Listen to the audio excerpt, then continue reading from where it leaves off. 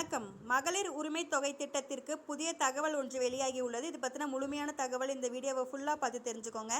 உங்களுக்கு மாதம் ரூபாய் 1000 வரவில்லையா? மகளிருக்கு முதல்வரின் புதிய அறிவிப்பு.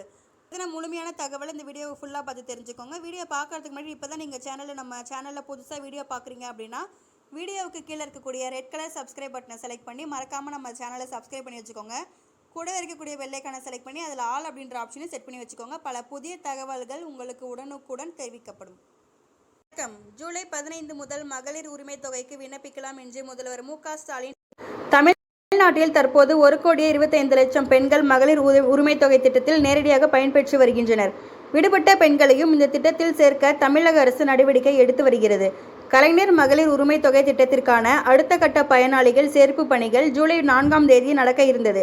இதற்காக மாநிலம் முழுவதும் 9,000 கேம்புகள் நடத்தப்படும் என்று சமூக நலத்துறை அமைச்சர் கீதா ஜீவன் அறிவித்திருந்தார். ஆனால் முழுமையான விண்ணப்பங்கள் பெறப்படவில்லை. இந்த நிலையில் தமிழ்நாடு முதல்வர் மு.க. ஸ்டாலின் முக்கிய அறிவிப்பை வெளியிட்டுள்ளார். தஞ்சையில் அரசு சரபோஜி கல்லூரியில் தமிழ்நாடு அரசு சார்பில் நலத்திட்ட உதவிகள் வழங்கும் விழா கலந்து கொண்டு பேசிய முதல்வர் மு.க. ஸ்டாலின், ஜூலை 15ஆம் தேதி முதல் மக்களின் குறைகளை போக்க உங்களுடன் ஸ்டாலின் முகாம் நடைபெறும். அப்போது மகளிர் உரிமை தொகை திட்டத்தின் கீழ் விடுபட்டவர்களும் புதிதாக விண்ணப்பிக்கவர்களும் தங்களது விண்ணப்பங்கள் அளிக்கலாம் என்று கூறியுள்ளார்.